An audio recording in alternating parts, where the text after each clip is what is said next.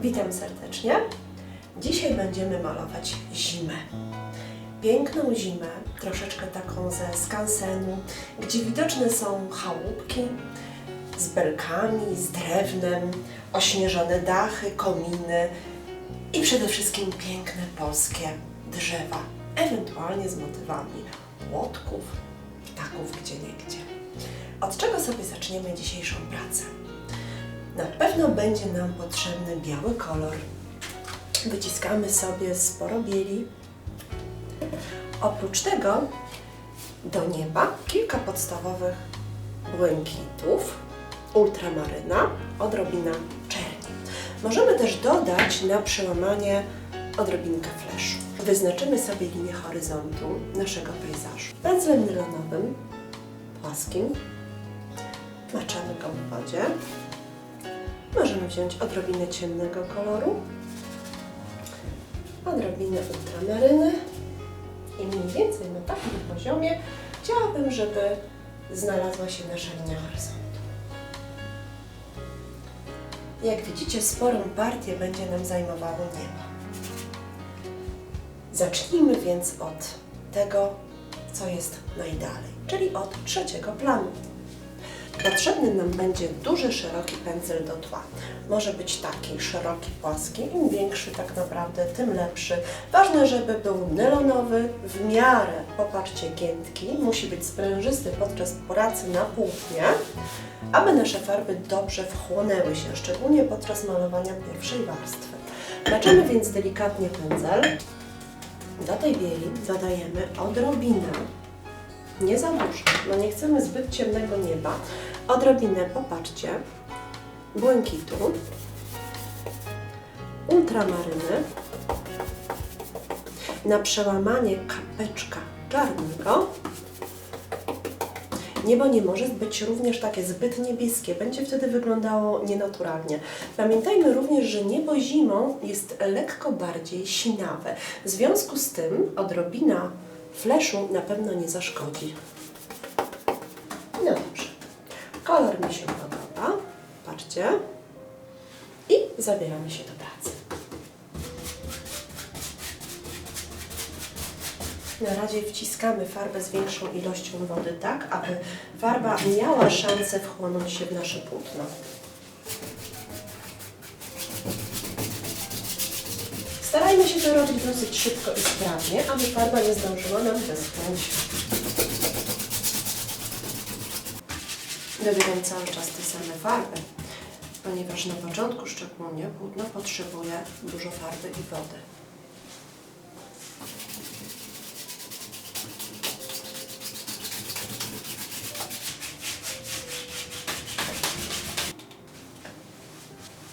Jeśli kupujecie biel, proponuję w takich dużych, naprawdę konkretnych tubach.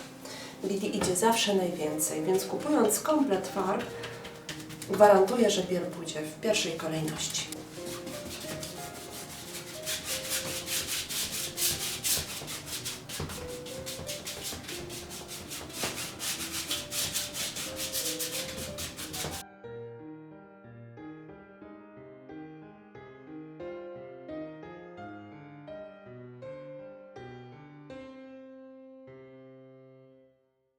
Dobrze, to na razie jest zupełnie gładko w zasadzie zamalowane, należałoby je troszeczkę zróżnicować.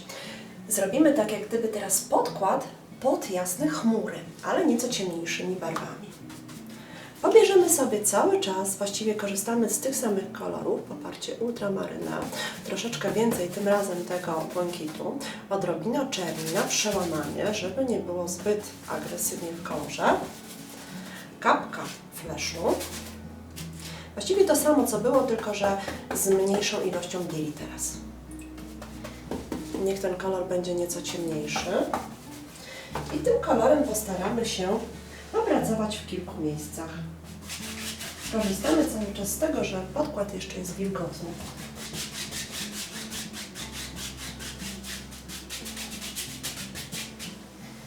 Cały czas dobieramy wodę. Musimy dołączyć nieco jasnych teraz odcieni, aby zaczęły nam się kolory dobrze ze sobą łączyć.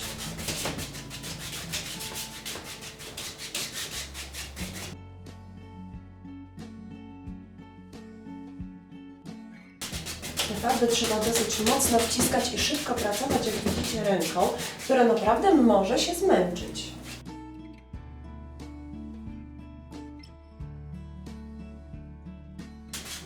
Jeszcze kilka dodatków jaśniejszych plam.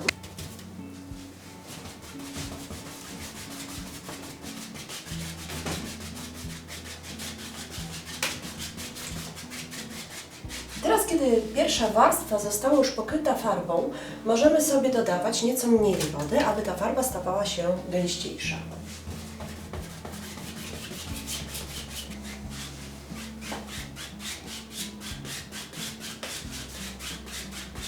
Dobrze, popatrzmy. Zostało zrobione już tło pod chmury, a teraz należy je nanieść. Jest oczywiście kilka sposobów nanoszenia chmur. Jednym ze sposobów może być na przykład gąbkowanie. Popatrzcie. Potrzebna nam będzie gąbka. Taka zwykła, zobaczcie, gąbeczka, właściwie ze zlewu zmywaka wzięta. I teraz tak, co robimy z tą gąbeczką? Leciuteńko ją nawilżamy w wodzie, wyciskamy tak, aby ona była tylko leciutko wilgotna. Następnie będziemy pracować sobie bielą oraz jej odcieniami, tak? Ponieważ chmury, pomimo tego, że wydają nam się białe, mają różne cienie. Gąbkę maczamy w taki sposób. Nie może być zbyt mokra, bo nam się zrobi taka po prostu duża, niepotrzebna plama, a my chcemy tą gąbką troszeczkę potapować, aby chmury były pierzaste. Jak za chmury się zabieramy, proszę zerknijcie. Po prostu przykładam gąbeczkę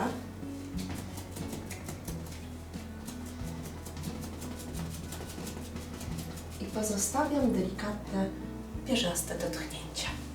Chmury wychodzą bardzo naturalnie.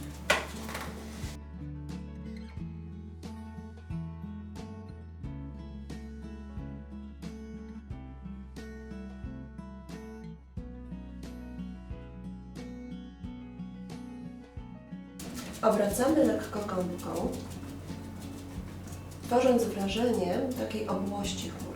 Jeżeli będziemy taką, zobaczcie, prostokątną gąbką po prostu przykładać i odrywać, pojawią nam się takie nieładne, prostokątne, ostro zakończone stemple, czego chcielibyśmy uniknąć. Dobrze jest więc w ten sposób sobie tą gąbeczkę, popatrzcie, złapać i obracając dookoła dotykać. Oczywiście w miejscach, gdzie damy więcej farby, chmury będą bardziej intensywne i proponuję robić to z góry chmur. To, co będzie na dole, niech już leciutko się nam rozmywa i w pewnym momencie w taki naturalny sposób zanika. Wtedy rzeczywiście efekt będzie takiej prawdziwości tego, co robimy. Możemy również gąbką delikatnie pocierać, po prostu wmasowywując farbę w płótno.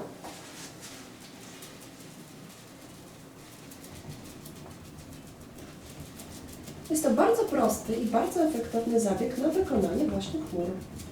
Warunkiem jest jednak bardzo gładko namalowane najpierw z przejściami kolorystycznymi niebo.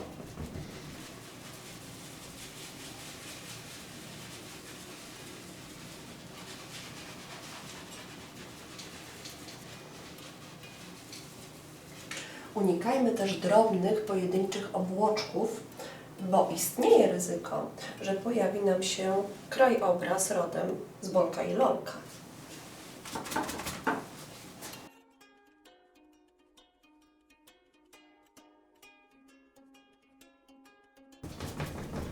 Dobrze, dodajmy sobie nieco więcej ciepła do naszego nieba. Zastosujemy odrobinę fleszu, tym razem do bieli. I ocieplimy nieco niebo tutaj przy linii horyzontu. Po prostu wmasujmy okrągłymi, takimi kulistymi, popatrzcie, ruchami troszeczkę ciepełka. Obraz zyskał już nieco ciepła i myślę, że chmury też wyglądają całkiem naturalnie. Bierzemy się wobec tego za dalszy ciąg malowania obrazu. Wyznaczymy sobie tym razem najważniejsze rzeczy, które pojawią się na drugim i pierwszym planie. Potrzebny nam będzie znowu nylonowiec płaski średniej wielkości, odrobina błękitu ale to na razie jest monokolorystyczna. W momencie, kiedy zaczniemy dodawać architekturę, nieco ją wzbogacimy o brązy. Niech mniej więcej w tym miejscu pojawi nam się droga. Droga, która będzie ciągnęła się z daleka, to aż z drugiego planu i oczywiście perspektywistycznie rozszerzała się ku domowi. Mniej więcej tak. Aby obraz nie był nudny kompozycyjnie, nie należy robić drogi zupełnie na środku w postaci trójkąta. Wtedy będzie tak nieco nieciekawie. Dobrze, jeżeli droga będzie się wyłaniała gdzieś już z tego miejsca, pojawi się nam też jeszcze na trzecim planie, popatrzcie, partia jakichś drzewek wskazujących na to, że być może las, być może gdzieś tam pojedyncze nawet krzewy czy drzewa pokazują ładnie odległość. Pamiętajmy, że to, co jest na trzecim planie, musi być bardzo zbliżone kolorytem do nieba. Nazywamy to perspektywą powietrzną, która polega na tym, że im coś jest dalej od nas, tym bardziej jest jak gdyby przykryte mgłą i przyjmuje po prostu odcienie barwy nieba. Kiedy niebo jest tutaj w naszym przypadku takie schłodzone błękitami z odrobiną fleszu, to jeżeli dodamy nieco ciemniejszego odcienia tych samych kolorów, bardzo ładnie pokażemy tą odległość trzeciego planu. Zamalujmy na razie na gładko nasze drzewa, nasze lasy w oddali, korzystając cały czas z tej samej palety barw, ale nieco ciemniej. Robimy sobie w tej chwili taki po prostu podkład trzeciego planu wzdłuż linii horyzontu. Staramy się wyznaczyć taki nieregularny kształt, który pokaże nam urozmaiconą wysokość drzew. Na razie to wygląda jeszcze jak góry pagórki, ale zaraz i tym się zajmiemy. Dodajemy jeszcze wody, tak aby nie zostawiać takich pustych, białych prześwitów na płótnie. One później bardzo nieładnie wyglądają i zawsze stwarzają wrażenie takiego niewykończonego obrazu. W związku z tym jedynym ratunkiem jest woda.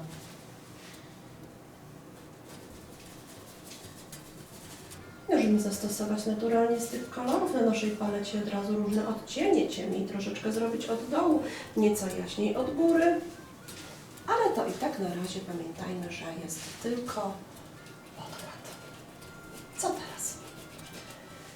Teraz bardzo prosty i bardzo sympatyczny zabieg, który uwielbiają dzieci na zajęciach. Bierzemy szpachelkę i po prostu skorzystamy z tego, że ta warstwa jest jeszcze mokra, pod spodem jest sucha, jaśniejsza, wydrapiemy sobie pnie drzew, które są bardzo, bardzo daleko. W związku z tym mogą być jak takie jaśniutkie niteczki. Robimy to też w taki dosyć naturalny sposób, nie zupełnie regularnie, żeby nie powstał z tego płotek, ale w oddali, poddali jakieś drobinki, które nam będą pokazywały, że jest to las, a nie na przykład krzaczki. Przejeżdżamy sobie w taki sposób wzdłuż całego pasa. Po lewej stronie, popatrzcie, mamy chyba bliżej ten las, bo drzewa są po prostu większe.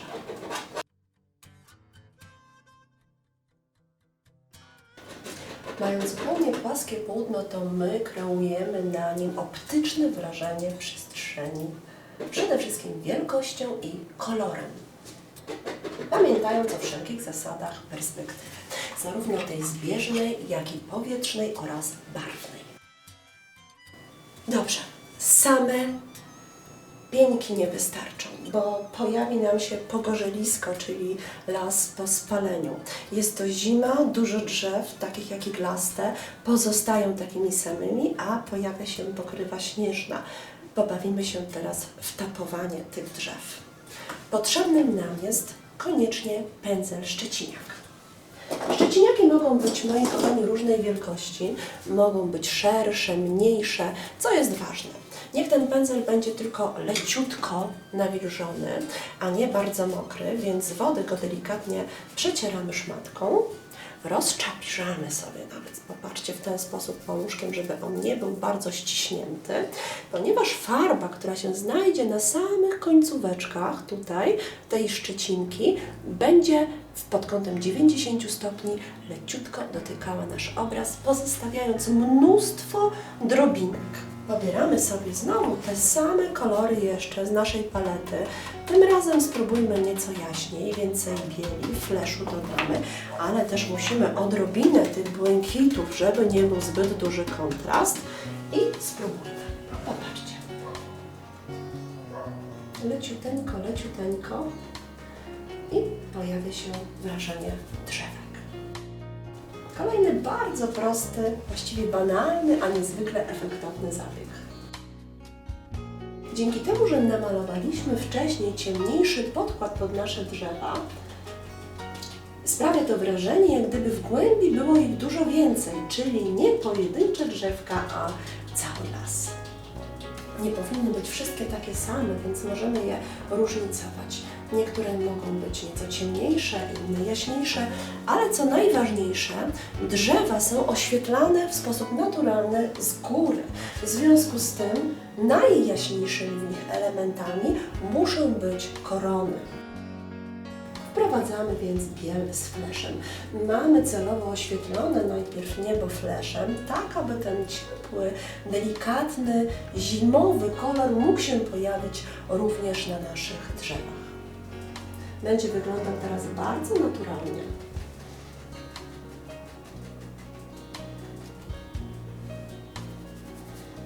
Dołóżmy sobie nieco ultramaryny. Może być taki kolor.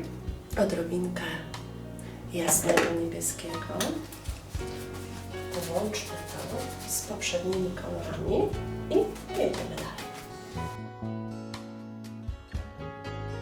Spróbujmy ten sam zabieg wykonać teraz mniejszym pędzlem do topowania. Zobaczymy, czy będzie jakaś różnica.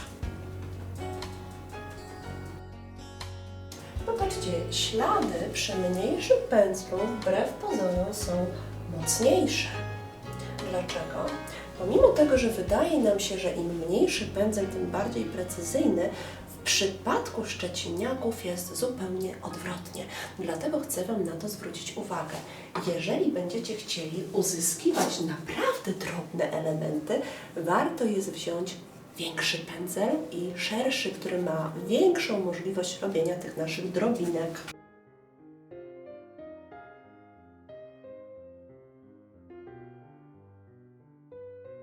Tu zrobimy więcej pustej przestrzeni, ponieważ właśnie w to miejsce prowadzi nasza droga, co może oznaczać, że ciągnie się również przez las. Zrobimy więc delikatny prześwit w tym lesie. Potrzebuję gąbeczki, która mnie odrobinę rozjaśni i wprowadzi taką mgiełkę w to miejsce. Niech ta droga znajdzie ujście gdzieś tam, gdzieś daleko. Wpuścimy więc trochę światła między ten nasz zimowy las.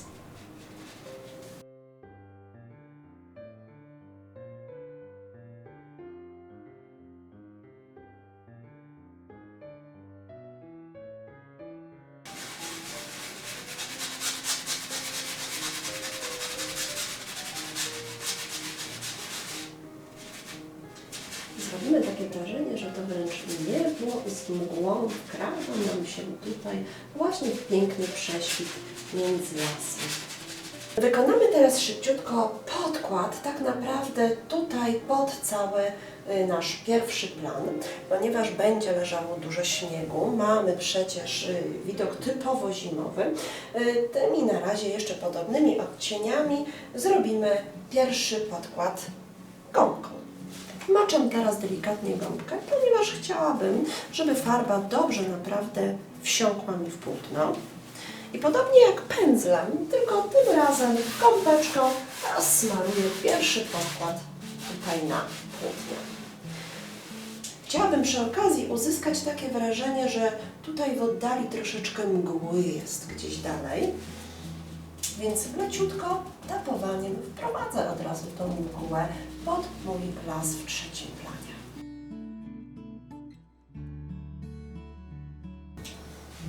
W ten sposób rozmażymy zbyt ostrą linię, która nie powinna się pojawić tak daleko.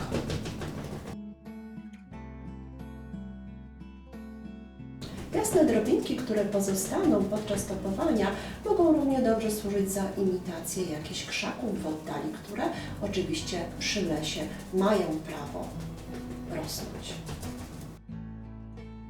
Leciuteńko, kulistymi ruchami wprowadzamy w naturalny sposób popatrzcie mgiełkę.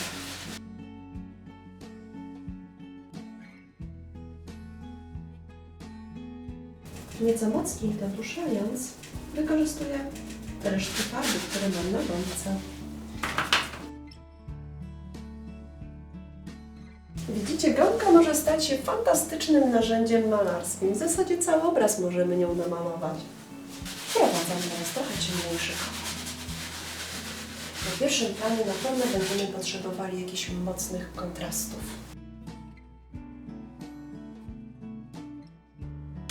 Kierujemy się oczywiście zasadą, że im bliżej jest coś naszego wzroku, tym jest bardziej szczegółowe i widzimy barwy jako ostrzejsze i mocniejsze. W związku z tym również te kontrasty, o których za chwilę sobie również powiemy. Dodałam odrobinę czerni, żeby zgasić ten mocny niebieski kolor.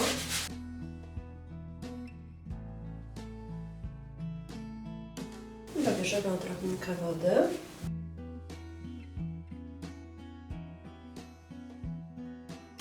Droga jest cała zaśnieżona, ale zapewne, skoro stoją chałupy, na pewno jakieś środki transportu również się po niej poruszają.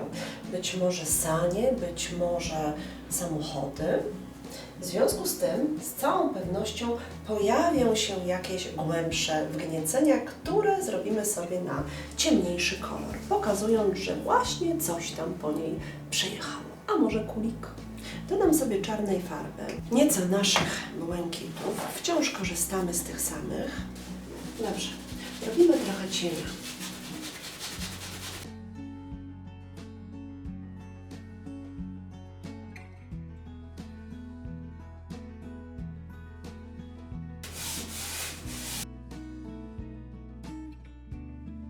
Opracujmy chwilę pędzlem. Może być nylonowiec średniej wielkości. Teraz wprowadzimy trochę jasnych odcieni, aby udelikatnić te nasze ciemne plamy gąbkowe.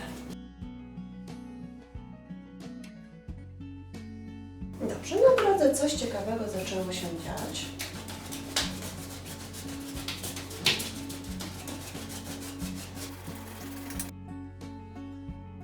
Co dalej? Najwyższy czas, aby ukształtować nasze budynki oraz drzewa pojawiające się na drugim i pierwszym planie. Narysujmy sobie same kontury, kształty tego, co będziemy chcieli namalować dalej. Potrzebujemy w związku z tym pędzelek, tym razem nylonowy płaski, może być takiej wielkości. Teraz trochę pracy będzie nieco bardziej precyzyjnej. Możemy sobie wygodnie usiąść. Oprócz kolorów, które mieliśmy do tej pory, dobrze byłoby teraz dodać jakiś brąz, ciemny brąz, czyli amber. Popatrzcie, jest to taki kolor, taki brąz, złamany, przełamany właśnie troszeczkę zielenią. Do tego dodamy sobie nieco jaśniejszy odcień brązu. Popatrzcie, odrobinę sieny jaśniejszej bądź ochry. To są dwa takie bardzo podobne, zobaczcie, kolory. Jeden jest jaśniejszy, drugi ciemniejszy. Właściwie po zmieszaniu z innymi brązami, obojętnie który odcień dodamy. No na pewno bieli sobie dołożymy i czerni. Dobrze, na razie ciemnym kolorem i średniej wielkości płaskim nylonowym pędzlem wyznaczymy kolejne elementy, tym bardziej już bardziej precyzyjne obrazu. Dodajemy sobie oczywiście cały czas wody. W tym mniej więcej miejscu umieścimy sobie pierwszą naszą wiejską chałupkę.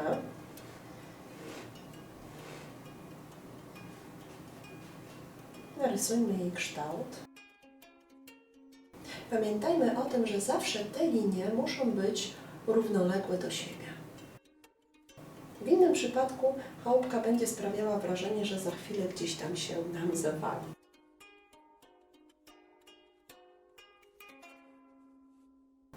No i będzie jeszcze miała taką dobudóweczkę, jak to często bywa przy tego typu chałupkach. To taka może wiata na drewno, kominek. I tuż za naszą chałupką niech pojawi się może jeszcze jedna, a właściwie jej fragment. Pokażemy również drzewa, które mniej więcej powinny być takiej wielkości, aby były proporcjonalnie dobrane do zabudowań. Z przodu natomiast pokażemy na pierwszym planie dużo wyższe i większe drzewa, które będą właśnie takie mocno już kontrastowe. Mocno przerzedzone zimą. Tutaj z brzegu jeszcze niech wyłonią nam się jakieś gałęzie, być może od innych drzew, a po drugiej stronie, jak to na wsi bywa, również przydałyby się jeszcze jakieś zabudowania.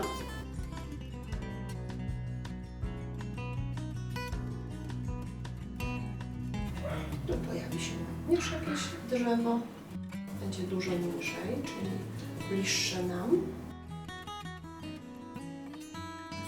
I od tego miejsca być może jeszcze jakiś stary płot.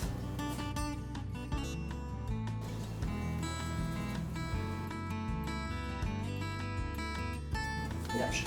Wielkością mamy już rozplanowane, co będziemy dalej malować. Zabierzmy się za chałupki. Zanim zaczniemy robić dachy, proponuję namalować boki drewniane z bani w brązach. Nie przejmujmy się na razie ani okienkami, ani drzwiami, to namalujemy nieco później. Niech po tej stronie pada nam światło, więc oświetlimy i boki.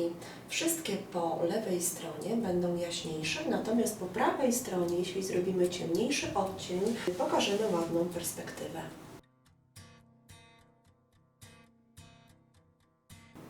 Pod dachem zawsze jest ciemniej, ponieważ dach wystaje nam mocno do przodu i rzuca na ścianę cień. Tutaj też zrobimy najpierw ciemną plamę, a po tej stronie nieco jaśniejszą. Zróbmy od razu kolorystycznie i tę chałupkę. Pamiętajmy, że to na razie jest podkład. Chałupki wykończymy sobie małą szpachelką. Będą wyglądały bardzo tak ciekawie i malarsko.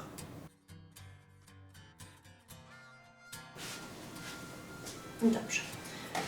Bierzemy więc małą szpachelkę, wycieram ją szmatką, żeby była czysta i nie lała się z niej woda. Biorę moje farby, popatrzcie jak wygląda teraz paleta i zaczynamy pracę. Na tym, co zrobiliśmy w podkładzie, będziemy się starać teraz szpachelką pokazać fakturki, na przykład typowych bali na takich wiejskich chałupkach. Rozjaśnimy nieco. Zobaczcie, każda taka belka zakończona jest takimi sympatycznymi, jaśniejszymi elementami. Wynika to z tego, że z każdej strony nachodzą na siebie te belki. I to samo tutaj, ale już nieco ciemniejszym odcieniem. Naniesiemy więcej farby i dopiero wyżłobimy sobie w nich fakturkę naszych belek.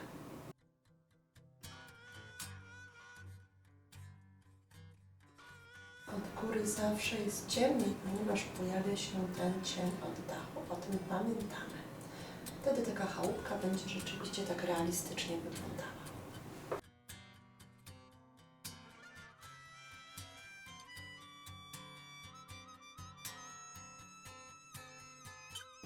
I tu znowu nieco jaśniej.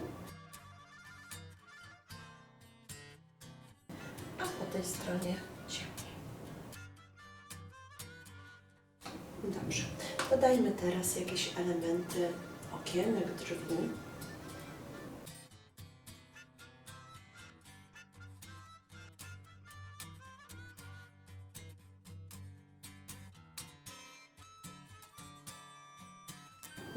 Może jeszcze tutaj zróbmy okienko, będzie sympatycznie. No cóż, zwieńczeniem naszego domku będzie oczywiście ośnieżony dach. Popracujmy na razie delikatnymi błękitami, takimi szarawymi, które będą stanowiły najpierw cień, a dopiero później dodamy sobie mocną, intensywną biel.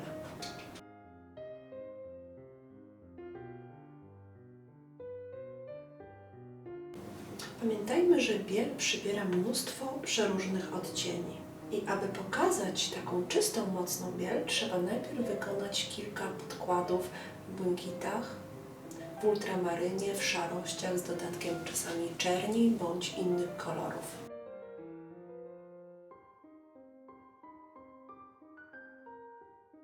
Dodam sobie również odrobinę fleszu, który pojawił się wcześniej już w niebie i na drzewkach z tyłu. I ten flesz ma prawo gdzieś tam tym ciepłem również pojawiać się wraz ze śniegiem.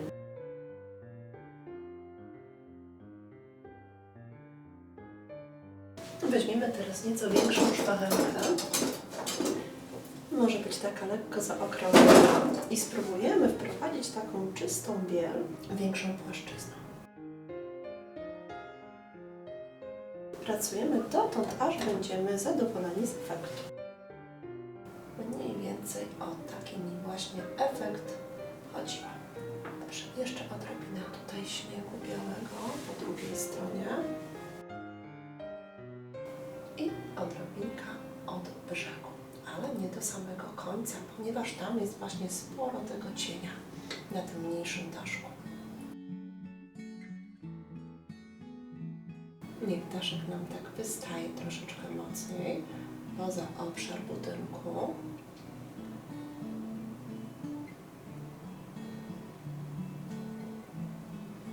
I dorobimy komin. Komin, z którego koniecznie musi lecieć para. Potem możemy w prosty sposób poznać na wsi, czy ktoś właśnie jest z gospodarzy w domu.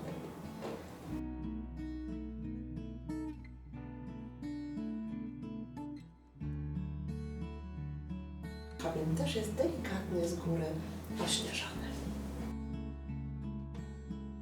Weźmy się za drugi domek. Dokładnie analogicznie w ten sam sposób postępujemy. Nieco już szybciej. Domek jest mały z tyłu, nie widać wiele szczegółów w nim.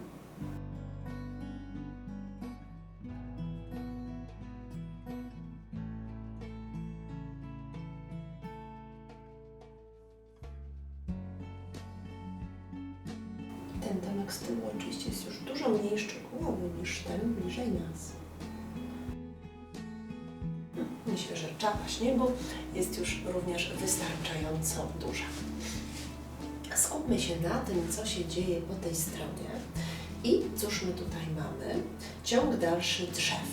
Te drzewa pojawiają się już nie na trzecim, ale na drugim planie. Jeszcze nie te najbliżej nas, ale już widać dużo więcej szczegółów niż przy lesie w oddali. Cóż więc zrobimy? Postaramy się najpierw małym, precyzyjnym pędzelkiem namalować pnie, nieco bardziej szczegółowo. Potrzebujemy dużo wody, aby kreseczki były w miarę cienkie. Aby ręka nam nie latała za bardzo przed płótnem i abyśmy mogli wykonywać precyzyjne ruchy, jest również na to pewien sposób. Uwaga! Ten mały, najmniejszy paluszek przyciskamy pod warunkiem, że nie pobudzi nam oczywiście płótna ani nie w bardzo mokre miejsce. Przyciskamy sobie z jednej strony i on stanowi podpórkę do reszty naszej ręki. Popatrzcie, w ten sposób dużo łatwiej jest pracować na obrazie precyzyjnie. Wyciągnijmy sobie nieco już drobniejszych, bardziej szczegółowych gałązek. Teraz rozświetlimy nasze drzewko, pobierzemy sobie więcej bieli, bo pamiętajmy, że mamy zimę. Malujemy drzewa na drugim planie. Potrzebny nam będzie pędzel szczeciniak. Leciutko go nawilżamy w wodzie. No, popatrzcie, wystarczy taki. Leciuteńko najpierw brązami z odrobiną błękitu. To jest ten taki ciemnowy kolor. leciutko ochłodzony i zabieramy się za delikatne topowanie. Najpierw na taki ciemniejszy, złamany kolor, gdzie gałązki pozostają ośnieżone z ostatkami listków. Możemy dodać tutaj również odrobinkę, troszeczkę takiego cieplejszego odcienia ochry.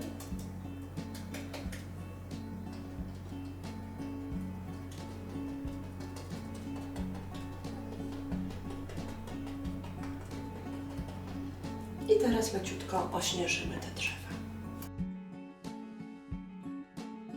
Dodajemy pień.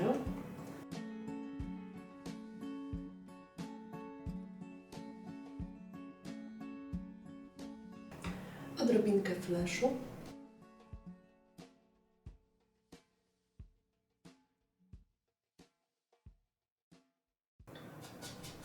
No dobrze, gotowe. Dodajmy teraz troszeczkę cieni tutaj, tak żeby usadowić mocno zarówno drzewa, jak i domki. Do tego celu weźmiemy sobie pędzel płaski, nilonowy. Takimi różnymi odcieniami tych naturalnych błękitów, lekko przełamanych, być może czernią, postarajmy się troszeczkę powprowadzać cienie.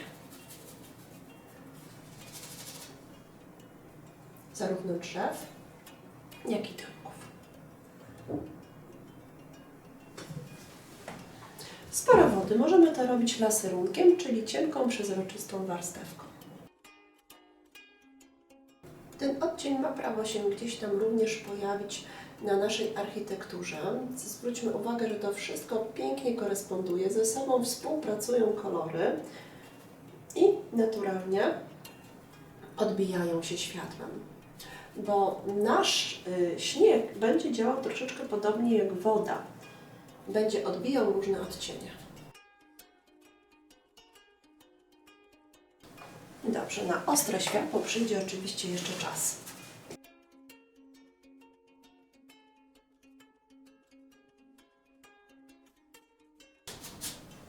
Dobrze, spróbujmy popracować nad tym drzewem tutaj na pierwszym planie.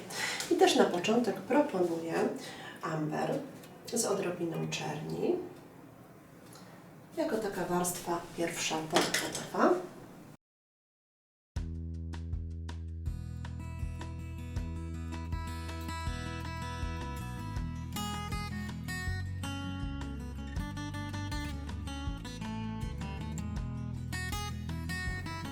Dobrze, wprowadźmy sobie odrobinę innych odcieni, troszeczkę ochry, odrobinę burucjeny i po prawej stronie, tak jak zresztą wszystko, nieco przyciemnionych rzeczy. Dobrze, poprawmy dla lepszego efektu całość szpachelką. Niewielka, może być to mniejsza szpachelka, która była używana do pracy nad chałupkami. Pobieram amber i czerń. Przejadę sobie delikatnie z większą ilością farby, by pokazać od razu taką ciekawą strukturkę kory. Popatrzmy.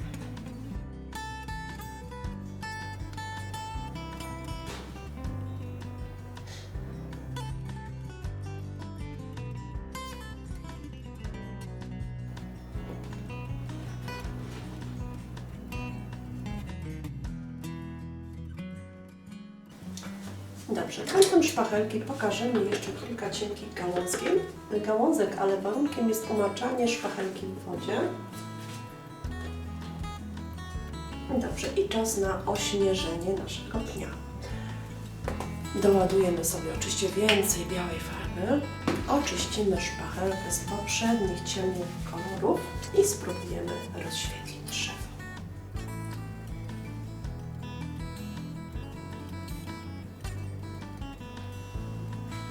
Znowu wycieramy szpachelkę. Ona musi być teraz idealnie czysta.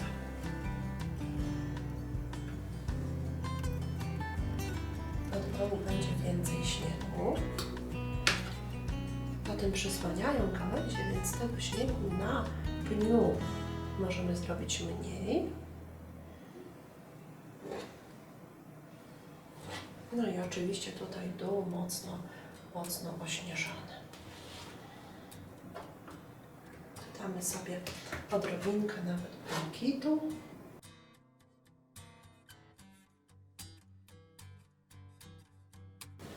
I położymy troszeczkę od razu śniegu na te największe gałązki.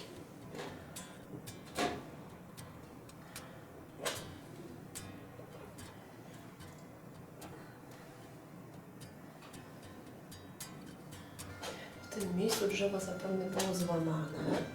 Zróbmy w środku taki otwór. Śnieg może się tutaj zatrzymać.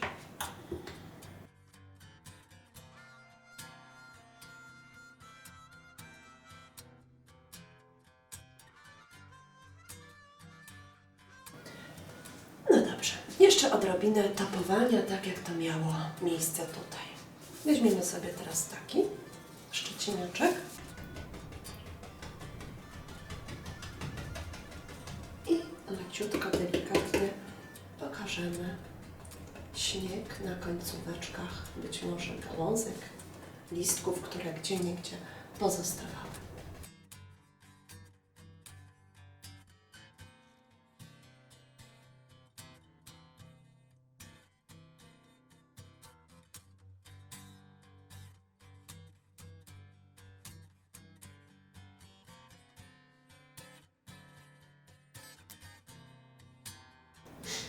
Dobrze, pozostała nam tutaj ta partia jakiegoś drzewka, które gdzieś mniej więcej na podobnym poziomie, częściowo tylko wystaje z obrazu, wskazując na to, że jest to kompozycja otwarta, a nie zamknięta, że gdzieś za chwilę być może pojawią się następne chałupy, coś się będzie działo, jak to w przypadku pejzażu zazwyczaj ma miejsce. Zaznaczmy sobie bardziej szczegółowo wobec tego te gałązki. Przygotuję sobie jak zwykle pędzel poparcie płaski, nylonowe. Pobieram więcej trochę wody, paletę z brązami, z czerniami.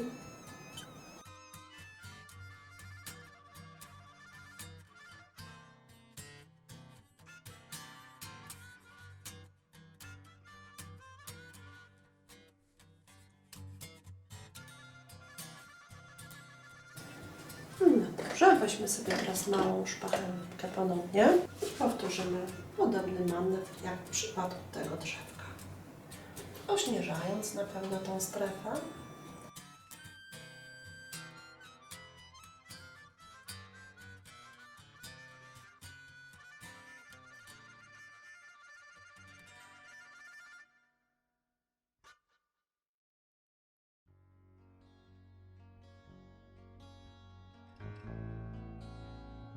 Dobrze, dodamy teraz troszeczkę czystej bieli.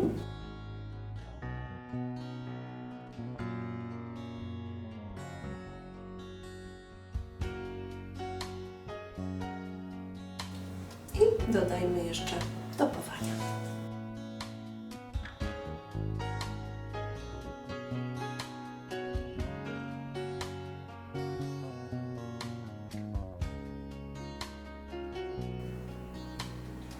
Dobrze, wprowadzamy ciąg dalszy cieni.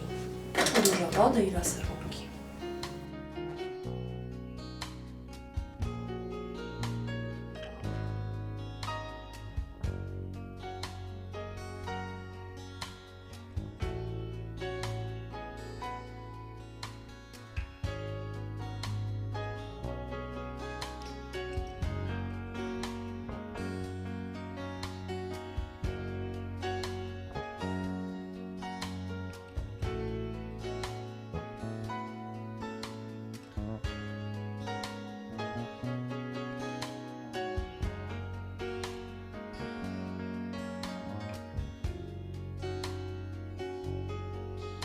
Dobrze, popracujmy chwileczkę nad drogą. Tutaj jest drzewo, więc na pewno pojawi nam się jakiś cień.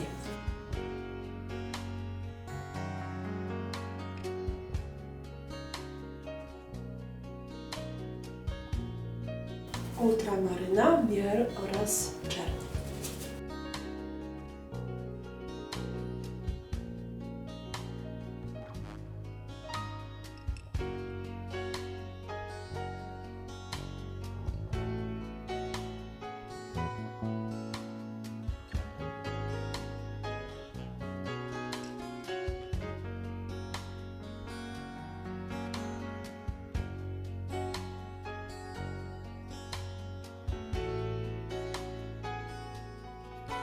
dodajemy trochę bieli.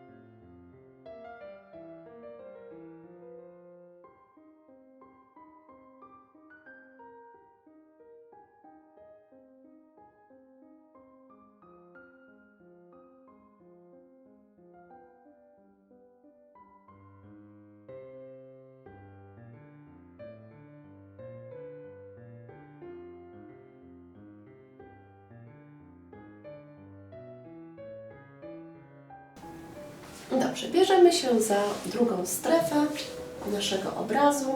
Analogicznie w taki sam sposób malujemy chałupy po lewej stronie.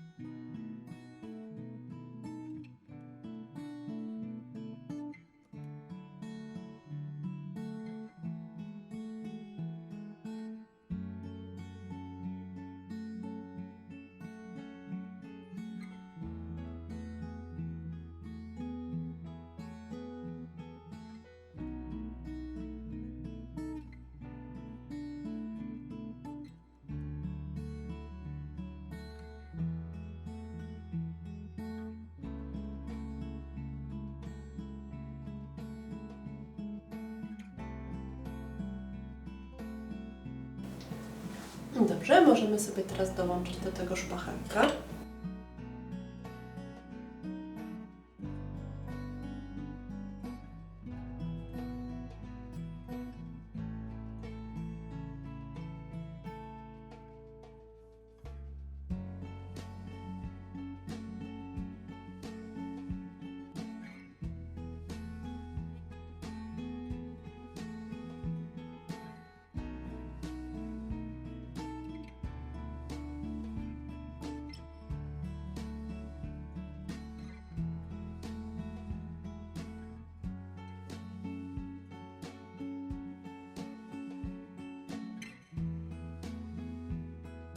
Tym razem ta strefa wchodzi nam w cień i tutaj musi być lekki, ten złamany właśnie błękit zamiast czystej, jasnej bieli.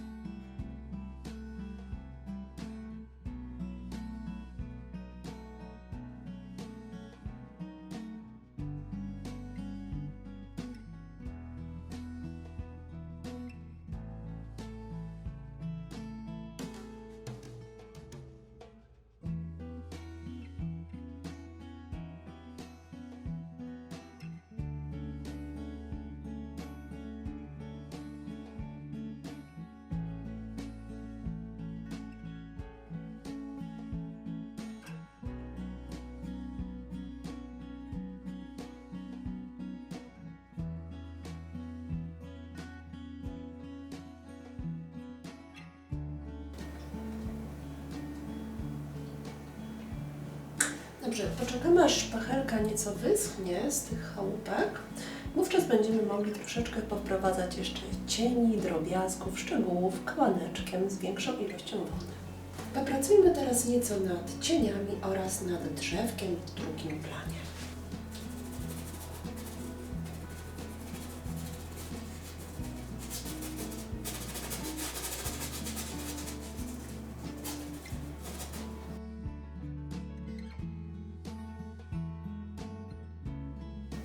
Spróbujmy namalować jeszcze kilka drobnych drzewek za drugą chałupką, aby nie było zbyt pusto po tej stronie naszego pejzażu.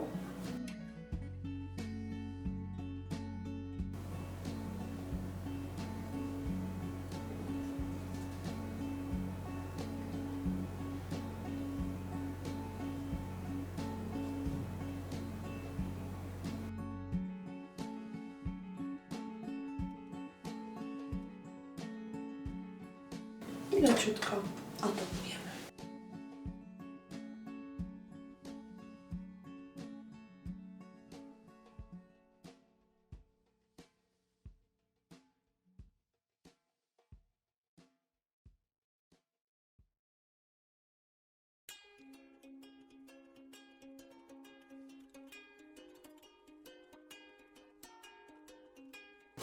Rozjaśnimy teraz troszeczkę to miejsce.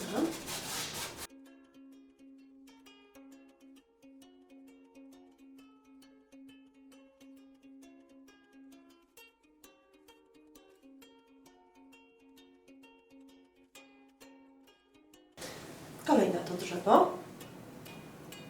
To drzewo będzie nam częściowo przysłaniało domek i schodziło mniej więcej do tego miejsca, aby miało prawo być aż tak wysokie w porównaniu proporcjami do samego domku. Potrzebujemy więcej czerni.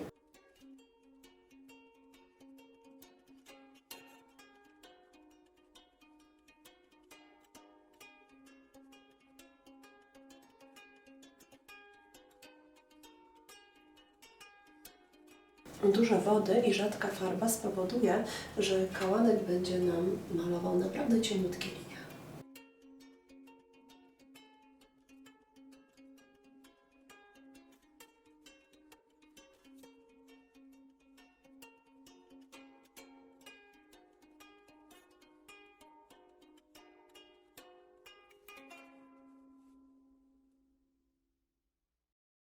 Odrobina błękitu, który ma się odbijać w naszej korze drzewa i bieli. Spróbujemy delikatnie wprowadzić śnieg na gałązki.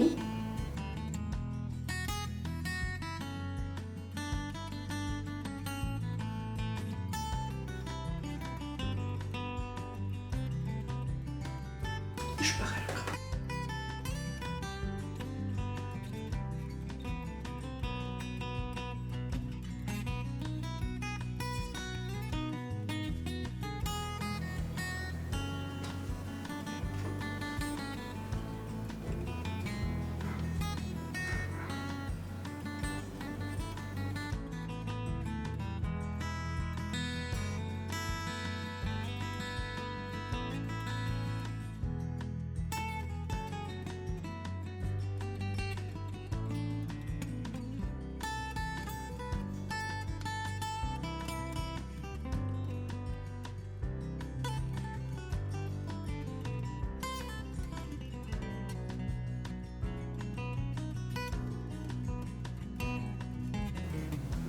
No dobrze, przechodzimy wobec tego do topowania.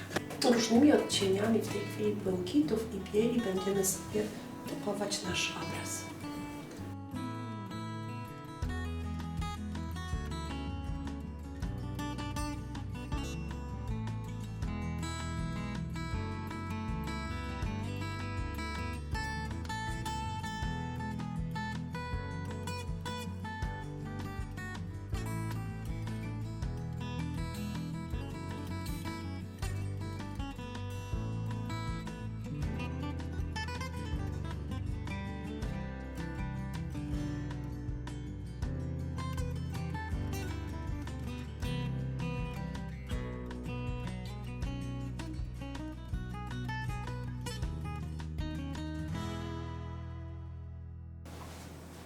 No dobrze, namalujmy teraz po tej stronie płotek.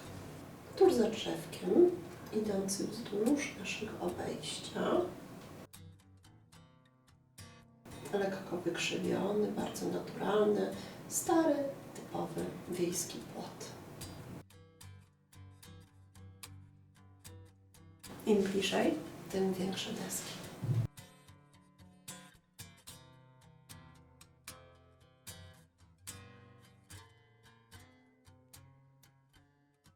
No dobrze. Poprawmy je nieco szpachetą.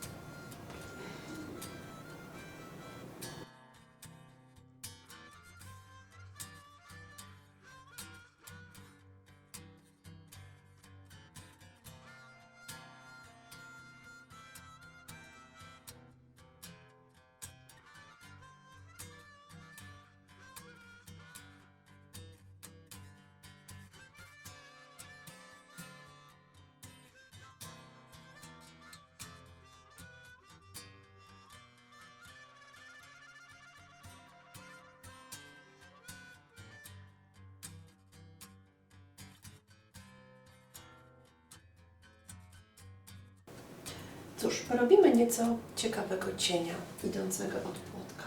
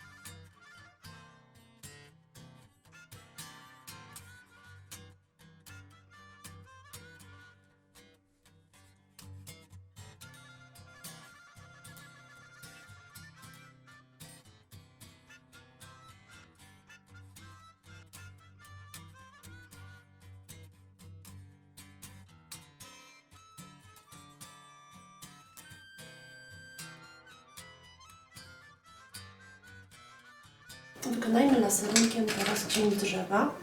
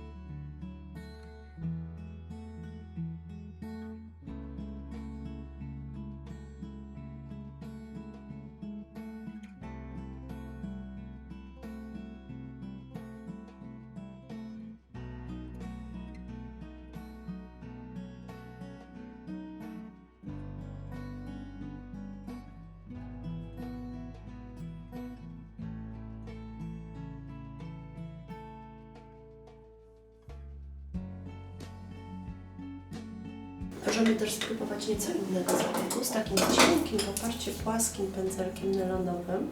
Moczymy go delikatnie w wodzie. I spróbujemy zrobić jeszcze taki też ciekawy bardzo efekt, popatrzcie.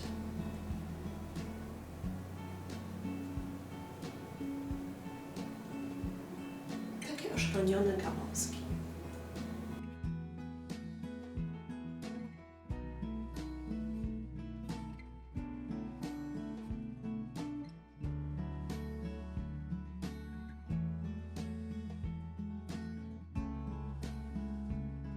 Nasze domki wyschły. Możemy więc prowadzić nieco laserem.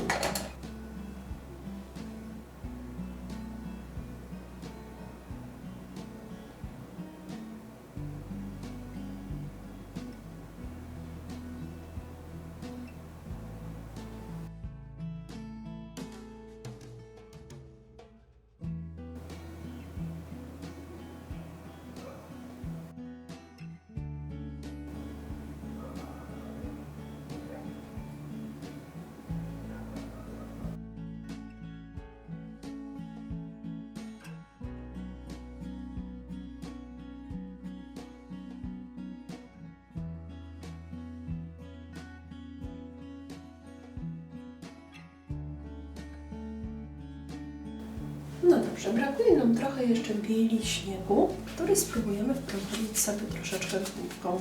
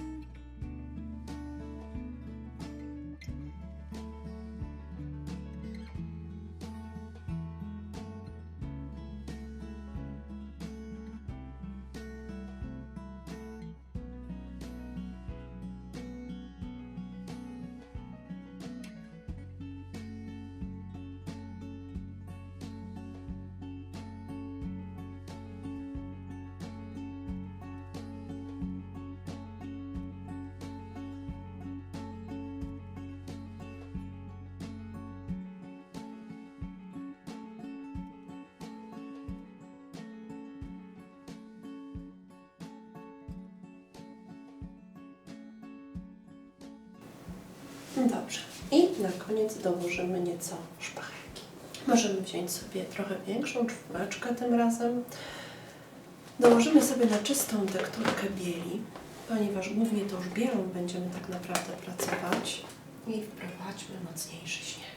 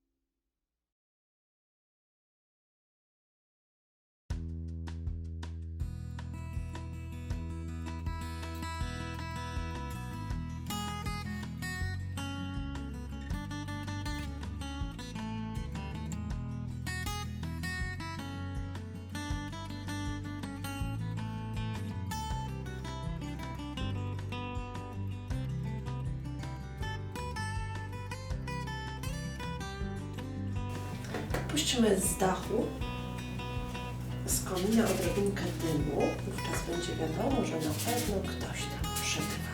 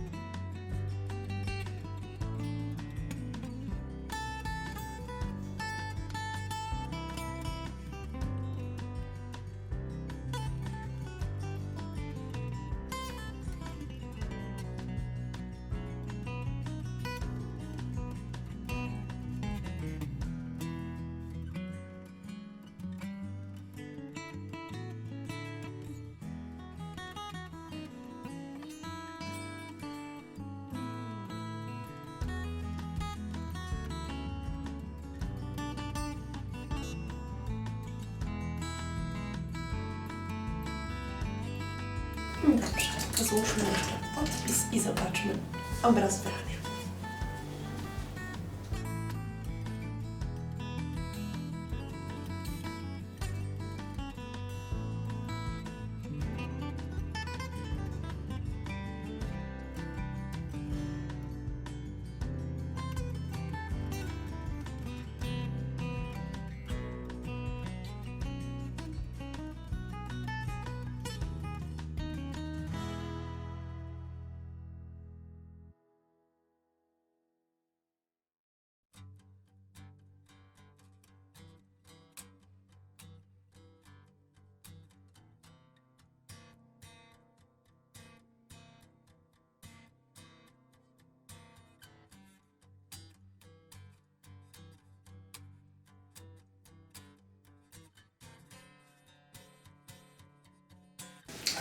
A tak wygląda nasza zima w oprawie, która dodatkowo ją ociepla.